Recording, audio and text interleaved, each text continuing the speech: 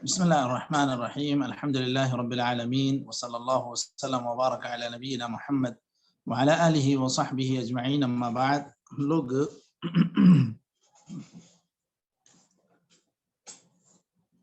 منار السبیل فی شرح الدلیل اس کتاب میں کتاب الصلاة اور کتاب الصلاة میں باب صلاة التطوع، باب صلاة التطوع میں ایک جو فصل قائم کی گئی ہے وصلاة اللیل افضل من صلاة النہار، یہاں سے وہ فصل شروع ہوتی ہے. اس فصل کا آخری حصہ ہم لوگ پڑھ رہے ہیں. کل ہم لوگوں نے صلاۃ الضحیٰ سے متعلق کچھ مسائل کو پڑھ لیا تھا. آج صلاۃ الضحیٰ میں ووقتها من خروج وقت النہی الى قبیل الزوال، یہاں سے ہم لوگوں کو پڑھنا ہے. تو ووقتها من خروج وقت النہی الى قبیل الزوال. اب صلاۃ الضحیٰ کا وقت کب شروع ہوتا ہے اس کی بات کر رہے ہیں. ووقتها من خروج وقت النہی، جو نفل نمازیں پڑھنے کے لیے جو ممنوعہ وقت ہے اس کے نکل جانے کے بعد، ختم ہونے کے بعد سے لے کر زوال کے تھوڑی دیر پہلے تک. اب یہاں پر تھوڑی سی بات یہ سمجھ لیں گے کہ وقت النہی کیا چیز ہے. وقت النہی فرض نماز کے علاوہ کسی بھی نماز کو پڑھنے کی اجازت نہیں ہے. ایسی نماز، ایسا وقت، یہ فقہا کی اصطلاح میں اس کو الوقت المنہی عنہ کہا جاتا ہے. اب ایک مسئلہ اس میں اور بھی آئے گا کہ ایسے وقت میں کچھ جو خاص نمازیں یہاں پر ذکر ہو رہی ہیں وہ پڑھی جا سکتی ہیں یا نہیں. لیکن الاوقات المنہی عنہا فی الصلاۃ، اگر پوچھا جائے کہ یہ کتنے اوقات ہیں جو ممنوعہ ہیں تو کیا بتائیں گے مشائخ؟ ایسے کون سے اوقات ہیں جو ممنوعہ اوقات کہلاتے ہیں یا جس میں نفل نماز پڑھنے کو مکروہ سمجھا گیا ہے؟ کون سے اوقات ہیں مشائخ؟ بعد صلاة الفجر الى الشروق، شروق تک. ٹھیک ہے. پھر وقت زوال کے وقت میں. ٹھیک. پھر جو ہے عصر کے بعد سے مغرب تک. ٹھیک ہے. کتنے ہو گئے؟ تو 3 وقت ہو گئے نا جی. اور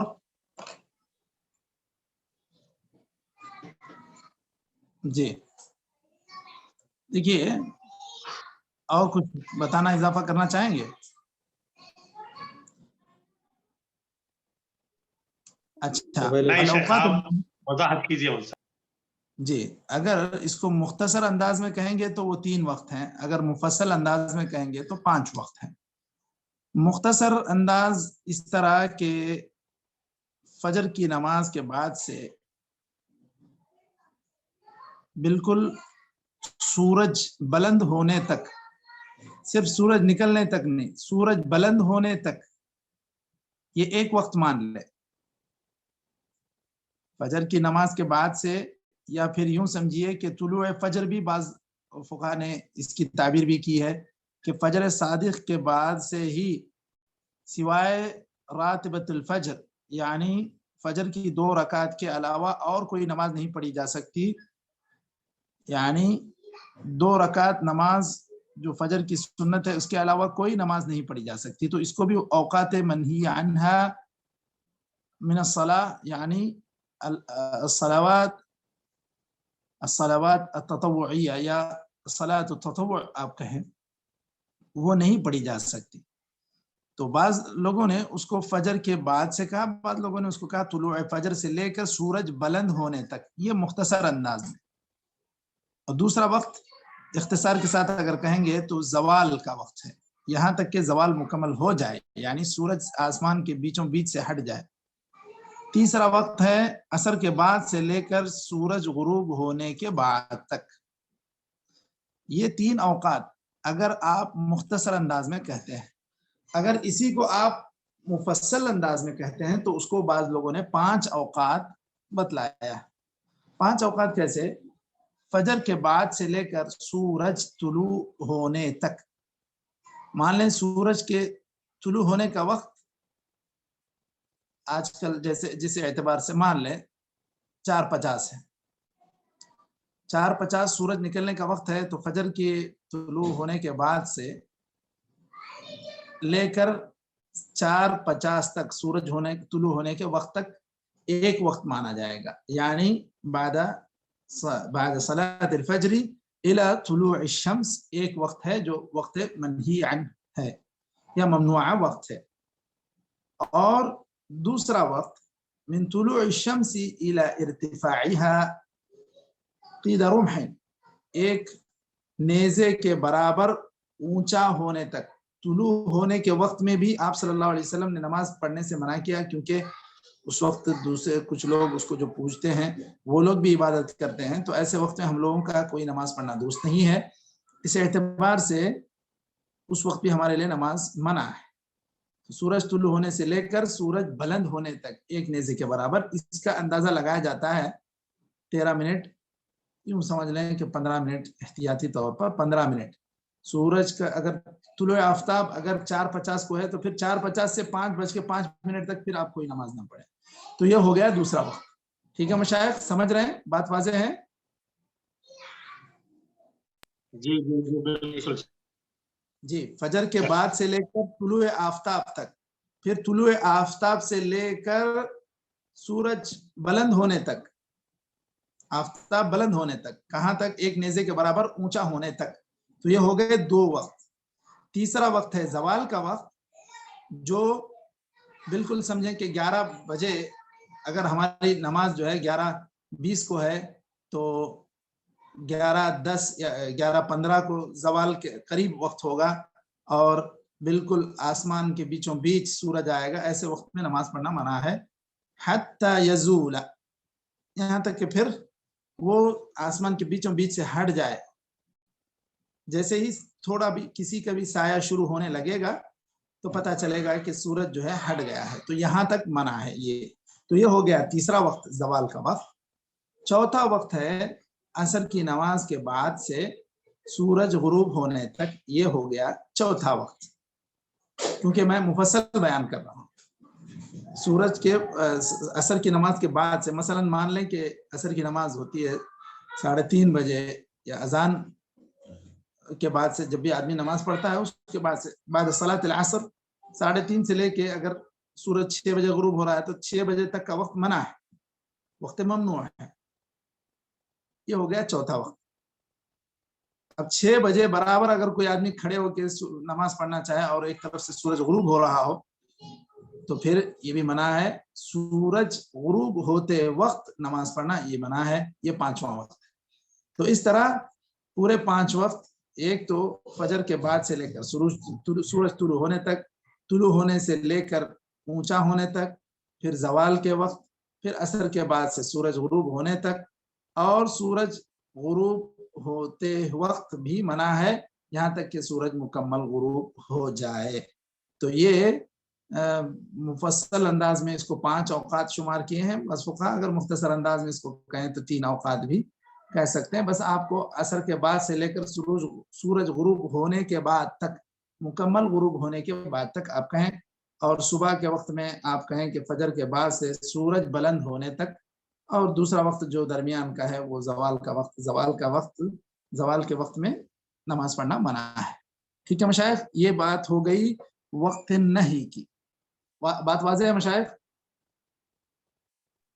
جی جی ولی صاحب، جزاک اللہ۔ جی ٹھیک، چلیے تو یہ وقت ہے۔ اب اگر کوئی آدمی وقت نہیں میں چاشت کی نماز پڑھنا چاہ رہا ہے، صلاۃ الضحیٰ، مثلا سورج طلوع ہوتا ہی ہے 4:50 کو، بلند ہوتا ہے 5:05 کو، اگر کوئی آدمی 4:30 بجے صلاۃ الضحیٰ پڑھنا چاہ رہا ہے تو کیا یہ وقت اس کے لیے درست ہے پڑھنا یا نہیں ہے؟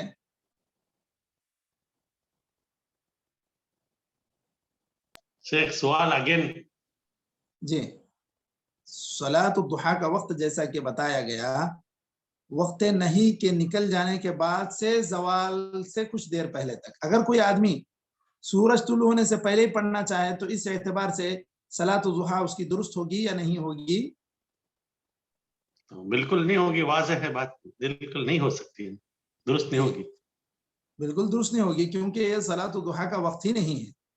ٹھیک ہے، تو صلاۃ الضحیٰ کا وقت شروع ہوگا وقت نہیں نکل جانے کے بعد سے، سورج بلند ہو جانے کے بعد سے شروع ہوتا ہے. الی قبیل الزوال، اگر 11:15 بجے سورج اگر زوال پذیر ہوتا ہے تو آدمی 11:05 11:10 تک بھی گویا کہ نماز پڑھ سکتا ہے صلاۃ الضحیٰ کی، یہاں سے لے کے وہاں تک 5 سے لے کے 11 تک، مطلب ہے کہ یوں مان لیں 6 گھنٹے کا وقت ہے. اب اس میں بھی ایک فضیلت کا وقت ہے، وہ بھی آئے گا. اب اس وقت کے لیے جو انہوں نے استدلال کیا اس کے لیے جو حدیث ہے دیکھیے، قال اللہ تعالی ابن آدم ارکع لی 4 رکعات من اول النہار اکفک آخرہ. ابن آدم سے اللہ تعالیٰ نے کہا کہ تم 4 رکعات پڑھ لو اول النہار میں. تو یہ اول النہار میں جو نماز پڑھنے کے لیے اللہ تعالیٰ نے جو کہا ہے وہ یہی صلاۃ الضحیٰ ہے اول النہار میں. یہ ترمذی میں حدیث ہے اور شیخ البانی نے بھی اس کو صحیح قرار دیا. وَأَفْضَلُهُ إِذَا اشْتَدَّ الْحَرُّ، صلاۃ الضحیٰ کا افضل وقت وہ ہے جب گرمی سخت ہو جائے، کیونکہ حدیث میں واضح ہے صلاۃ الاوابین حین ترمض الفصال. الفصال کہتے ہیں اونٹ کے بچوں کو، اونٹنی کے بچوں کو الفصال کہتے ہیں. وہ چھوٹے چھوٹے بچے اگر ان کو تھوڑی بھی گرمی اب لگنے لگے تو وہ سائے کی تلاش میں دوڑیں گے. تو بالکل جب اونٹ کے بچے گرمی سخت محسوس کریں ایسے وقت میں صلاۃ الضحیٰ پڑھنا افضل ہے، یہی اس کا وقت ہے. اب کچھ لوگ صلاۃ الاوابین مغرب کے بعد کہتے ہیں تو یہ بالکل صحیح نہیں ہے. حدیث میں تو صلاۃ الاوابین کے لیے جو بات کہی گئی ہے وہ ہے بالکل صلاۃ الضحیٰ کا جو وقت ہے، یعنی سورج کے بلند ہونے کے بعد سے لے کر اونچا ہونے کے بعد سے لے کر زوال کے کچھ دیر پہلے تک، یہ صلاۃ الاوابین کا وقت ہے. اسی کو صلاۃ الضحیٰ بھی کہا جا سکتا ہے، ایک ہی نماز کے یہ دونوں نام ہیں. اس کے بعد وَتُسَنُّ تَحِيَّةُ الْمَسْجِدِ. اب یہاں سے تحیۃ المسجد کے تعلق سے یہ بات کہہ رہے ہیں کہ تحیۃ المسجد کا حکم یہ ہے کہ یہ نماز سنت ہے. یہ کہہ رہے ہیں تحیۃ المسجد سنت ہے، یہ حنابلہ کے موقف کے اعتبار سے. حنابلہ کہتے ہیں کہ تحیۃ المسجد سنت ہے. اس کے لیے وہ دلیل کیا دیتے ہیں؟ اذا دخل احدكم المسجد فلا يجلس حتى يصلي ركعتين. حضرت ابو قتادہ کی حدیث یہ ہے کہ کوئی آدمی مسجد میں داخل ہو تو 2 رکعت جب تک نہ پڑھ لے اس وقت تک نہ بیٹھے. تو آپ صلی اللہ علیہ وسلم نے منع کیا. اس حدیث سے کہتے ہیں کہ یہ سنت ہے، جبکہ اس کو بعض علماء نے اس کو واجب کہا ہے، تحیۃ المسجد کو واجب کہا ہے. کس بنیاد پر؟ اللہ کے رسول صلی اللہ علیہ وسلم خطبہ دے رہے تھے، سلیک الغطفانی وہ آتے ہیں اور جھٹ سے بیٹھ جاتے ہیں. تو آپ صلی اللہ علیہ وسلم ان سے کہتے ہیں کیا تم نے 2 رکعت نماز پڑھی؟ انہوں نے کہا نہیں. تو آپ نے کہا قم فرق رکعتین وتجوز فیہما، 2 رکعت پڑھو اور مختصر پڑھو، بہت لمبی نہیں. تو آپ صلی اللہ علیہ وسلم نے بیٹھے ہوئے انسان کو اٹھ کر پڑھنے کے لیے حکم دیا. تو اس سے استدلال کرنے والوں نے کہا کہ یہ واضح حکم ہے، اس بات کی طرف اشارہ کرتا ہے کہ یہ نماز یعنی تحیۃ المسجد واجب ہے. آدمی اپنے گھر میں اور اللہ کے گھر میں اتنا فرق ضرور رکھے کہ اپنے گھر میں بلا نماز کے بیٹھ سکتا ہے، اللہ کے گھر میں ایسا نہ کرے. تو یہ تحیۃ المسجد بعض علماء نے اس کو واجب قرار دیا. شیخ الاسلام ابن تیمیہ، امام شوکانی وغیرہ اسی کے قائل ہیں کہ تحیۃ المسجد واجب ہے. اب بعض دیگر علماء کے پاس یا حنابلہ کے پاس بھی یہ سنت ہی ہے۔ اچھا، اگر کوئی آدمی عصر کے بعد مسجد میں داخل ہوا اور وہ بیٹھنا چاہتا ہے تو کیا وہ 2 رکعت نماز پڑھ سکتا ہے یا نہیں پڑھ سکتا ہے؟ جی مشائخ، پڑھ سکتا ہے شیخ۔ ابھی ہم لوگوں نے تو پڑھا تھا کہ یہ وقت ممنوع ہے۔ تحیت المسجد پڑھ سکتا ہے۔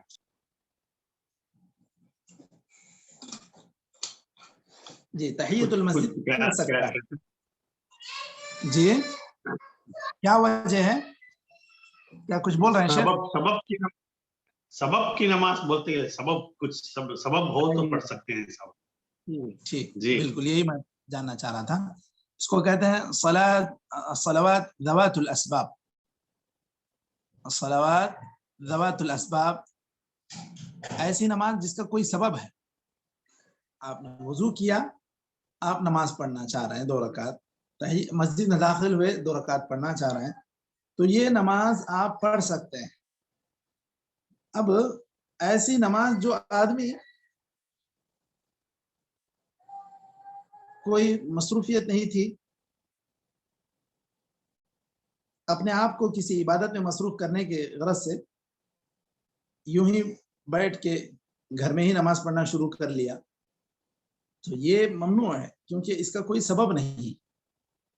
جو سبب بتلایا گیا ہے، تحیت المسجد ہو گئے یا آدمی طواف کی 2 رکعت نماز پڑھنا چاہ رہا ہے، وہ تو یہ نمازیں وہ پڑھ سکتا ہے۔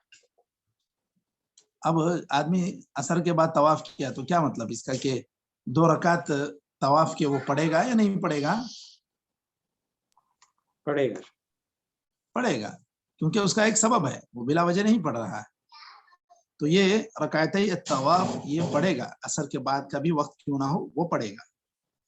اب اسی طرح ایک چیز یہ بھی ہے کہ اگر آپ وضو کر کے مسجد میں داخل ہوئے تو آپ نے دیکھا کہ فرض نماز کھڑی ہوئی ہے، تو کیا آپ تحیت المسجد اب شروع کرنا چاہیں گے تو کیا کر سکتے ہیں؟ نہیں شیخ، جماعت کے ساتھ پڑھنا ہے۔ جی، تو یہ کچھ حالتیں ایسی بھی ہیں جس میں تحیت المسجد ساقط ہو جاتی ہے۔ جن لوگوں نے بھی اس کو واجب بھی کہا ہے تو ایسے وقت میں یہ نماز آپ سے ساقط ہو جائے گی۔ وہ کچھ حالات ہیں، مثلا ابھی میں نے جیسے ذکر کیا کہ فرض نماز آپ پڑھ رہے ہیں، فرض نماز کھڑی ہوئی ہے، اقامت ہو چکی ہے، آپ داخل ہوئے، تو ایسے وقت میں تحیت المسجد ساقط ہو گئی، آپ بالکل جماعت میں داخل ہو جائیں۔ اسی طرح خطیب مسجد میں داخل ہوتا ہے خطبہ دینے کے لیے، تو اس کے لیے یہ مشروع نہیں ہے کہ وہ خطبہ ممبر پر خطبہ دینے کے لیے جانے کے بجائے وہ 2 رکعت نماز پڑھے، یہ اس کے لیے مشروع نہیں، کیونکہ آپ صلی اللہ علیہ وسلم سے، خلفاء راشدین سے یہ بات منقول نہیں ہے کہ وہ خطبہ دینے کے لیے جب آتے تو اس وقت آپ نماز تحیت المسجد پڑھتے، ایسی بات منقول نہیں، تو اس لیے یہ خطیب کے حق میں بھی ساقط ہو جاتی ہے۔ اللہ ہے کہ خطیب اگر بہت دیر پہلے ہی آ جا رہا ہے، وہاں کے قرآن پڑھنا چاہتا ہے، بیٹھنا چاہتا ہے، 11:30 بجے خطبہ ہے، 10 بجے آ جا رہا ہے، 10:30 بجے آ جا رہا ہے، ایسے وقت میں اگر وہ بیٹھ کے پڑھنا چاہے تو پھر وہ تو تحیت المسجد پڑھ سکتا ہے، ورنہ وہ خطبے کے عین وقت پر آئے تو وہ سیدھے ممبر پر چڑھ جائے، یہی اس کے حق میں مشروع ہے۔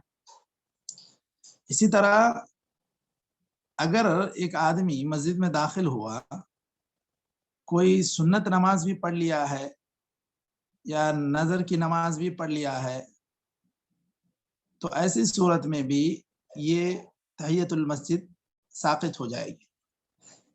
مثلا فجر کی اذان کے بعد آپ مسجد میں داخل ہوئے، آپ 2 رکعت سنت پڑھ لے رہے ہیں فجر کی، تو کیا آپ کو الگ سے پھر تحیت المسجد بھی 2 رکعت پڑھنا ہے یا وہ کافی ہے؟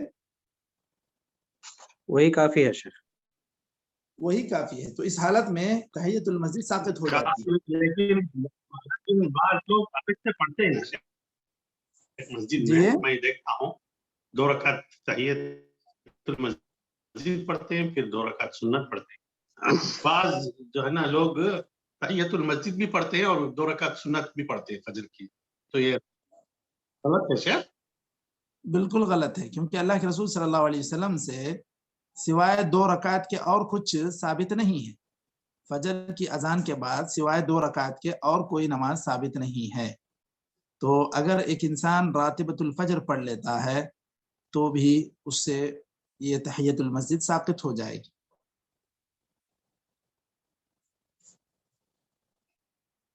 سمجھ رہے ہیں مشائخ؟ جی جی جی.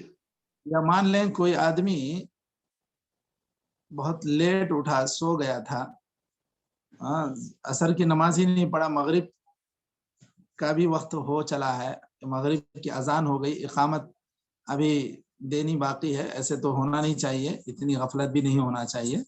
لیکن اگر وہ آ گیا، نماز پڑھ رہا ہے، فرض نماز ہی پڑھ لیا، تو گویا کہ کوئی نہ کوئی نماز وہ پڑھ لیا تو وہ اس سے بھی تحیت المسجد ساقط ہو جائے گی. تو یہ تحیت المسجد کا مطلب ہے کہ مسجد میں آپ نماز پڑھے بنا نہ بیٹھے، چاہے آپ کوئی سنت نماز پڑھیں، ظہر کی ہو، فجر کی ہو، تو یہ سنت پڑھے بنا بیٹھنا نہیں چاہیے، یہ مسجد کے آداب کے خلاف ہے. اور اگر کوئی بھی نماز آپ پڑھ لیتے ہیں تو پھر آپ بیٹھ سکتے ہیں. ہر نماز الگ الگ پڑھنے کی ضرورت نہیں ہے. تو یہ تحیت المسجد ساقط ہو جائے گی ان بعض لوگوں سے. اسی طرح ایک حالت اور بھی ہے، مثلا آدمی کوئی اتنی تاخیر سے آیا جمعہ کے دن کہ اب امام خطبہ دے کر اب ممبر سے اترنے والا ہے، بالکل دعا ہو رہی ہے، آخری مرحلے میں وہ ہے، اور 2 رکعت پڑھنے کا اس کو موقع نہیں ملے گا. بالکل اقامت ہو جائے گی، تکبیرۃ الاحرام بھی چھوٹ جائے گی اور فرض نماز گویا کہ شروع ہو جائے گی. تو ایسے وقت میں بھی جو آتا ہے وہ نہ پڑھے، بلکہ کھڑے ہو کر وہ دعا میں شریک ہو جائے اور نماز میں نماز جو جمعہ کی نماز ہے اس میں شریک ہو جائے. اب یہ آدمی کھڑے ہو کر بالکل ایسے آخری وقت میں جب اقامت ہونے جا رہی ہے تو ایسے وقت میں اگر یہ 2 رکعت نماز پڑھنے لگے گا تو پھر یہ اس سے تکبیرۃ الاحرام بھی چھوٹ جائے گی. تو اس سے بہتر ہے کہ وہ بالکل آخری وقت میں جب اقامت کے قریب پہنچ رہا ہے تو پھر وہ ایسے وقت میں نہ پڑھے، بالکل فرض نماز میں شامل ہو جائے.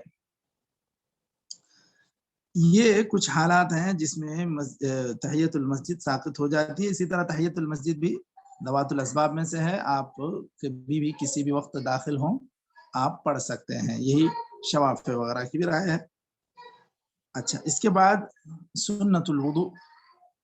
یہ تحیت الوضو سے یہاں تحیت الوضو کی بحث یہاں سے شروع ہو رہی ہے انشاءاللہ.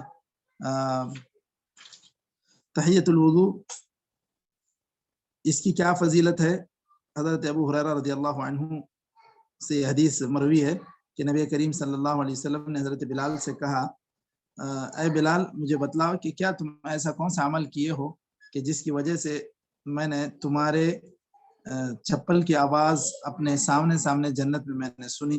تو انہوں نے جواب میں کہا کہ میں جب بھی وضو کرتا ہوں تو 2 رکعت نماز میں پڑھ لیتا ہوں.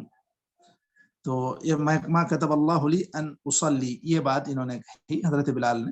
حضرت عثمان سے بھی ثابت ہے کہ جب وضو کیے، وضو کا طریقہ بتلائے تو انہوں نے 2 رکعت نماز پڑھی.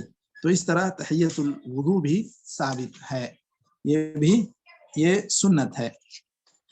اب اس کے بعد یہاں پر یہ بات ہو رہی ہے وَإِحْيَاءُ مَا بَيْنَ الْعِشَاءَيْنِ وَهُوَ مِنْ قِيَامِ اللَّيْلِ. یہ جملہ مکمل کر لیتے ہیں تاکہ یہ فصل مکمل ہو جائے، ورنہ بات تو اب مکمل ہو جانی چاہیے تھی. دیکھیے، یہ احیاء ما بین العشاءین، اگر انسان مغرب کے بعد نماز پڑھتا ہے اور عشاء سے پہلے، تو ایسے وقت میں یہ اس کا نماز پڑھنا کیا یہ قیام اللیل کہلائے گا یا نہیں؟ تو امام احمد کہتے ہیں کہ یہ بالکل قیام اللیل میں اس کا شمار ہوگا، قیام اللیل میں اس کا شمار ہوگا، کیونکہ یہ مغرب اور عشاء کے درمیان کا وقت یعنی رات ہی کا وقت شمار ہوتا ہے۔ اب ایک حدیث کے ذریعے سے انہوں نے ایک آیت کے ذریعے سے بھی استدلال کیا، کانوا قلیلا من اللیل ما یہجعون، کہ رات میں کم ہی وہ سویا کرتے تھے۔ ایسی بات جو اس آیت میں کہی گئی ہے اس کی بنیاد پر یہاں بعض سلف کا یہ قول بھی یہاں پر نقل ہے جو ابو داؤد کی حدیث میں ہے، اور اسی طرح تتجافى جنوبهم عن المضاجع سے بھی انہوں نے ایک مطلق استدلال کیا ہے۔ اور حضرت حذیفہ رضی اللہ عنہ بیان کرتے ہیں کہ میں نے نبی کریم صلی اللہ علیہ وسلم کے ساتھ مغرب کی نماز پڑھی، آپ نے نماز جب مکمل کی تو برابر آپ نماز پڑھتے رہے یہاں تک کہ آپ عشاء کی نماز کا وقت ہو گیا۔ تو مطلب ہے کہ مغرب سے عشاء کے درمیان آپ صلی اللہ علیہ وسلم نے ایک مرتبہ اس طرح پڑھی، حضرت حذیفہ نے دیکھا، تو یہ اس کو بھی قیام اللیل میں شمار کیا ہے، تو یہ قیام اللیل ہی میں شمار ہوگا۔ لیکن ایک سوال یہاں پر یہ ہے کہ کیا آدمی وتر کی نماز پڑھ سکتا ہے مغرب کے بعد؟ نہیں پڑھ سکتا جی، کیونکہ عشاء کی نماز پڑھنا ہے۔ ہاں، عشاء کی نماز کے بعد ہی وتر پڑھی جائے گی، وتر مغرب کے بعد نہیں پڑھی جا سکتی۔ تو یہ مسئلہ یہاں پر یاد رکھیں۔ تو یہاں یہ فصل مکمل ہوتی ہے۔ کل ہم لوگ ویسن سجود التلاوہ، یہاں سے ہم لوگ انشاءاللہ آئندہ حلقہ نمبر 96 میں پڑھیں گے۔ آج کا حلقہ نمبر 95 تھا، ایپیسوڈ نمبر 95۔ نکتفی بهذا القدر وصلی اللہ وسلم علی نبینا محمد وعلی آلہ وصحبہ اجمعین۔ السلام علیکم ورحمۃ اللہ وبرکاتہ۔ جیسے تحیۃ المسجد ساقط ہوتی ہے، تحیۃ الوضو بھی ساقط ہو جائے گا؟ ہاں، تحیۃ الوضو بھی ساقط ہو جائے گا، کیونکہ یہ تو سنت ہی ہے، اس کو کسی نے واجب نہیں کہا، یہ تو سنت ہی ہے۔ جب آدمی وضو کرنے کے بعد فرض نماز ہی پڑھ لے یا کوئی سنت نماز ہی پڑھ لے تو گویا کہ وہ وضو کرنے کے بعد کوئی نہ کوئی نماز پڑھا ہے۔ جزاک اللہ خیر۔ اللہ جزاک خیر۔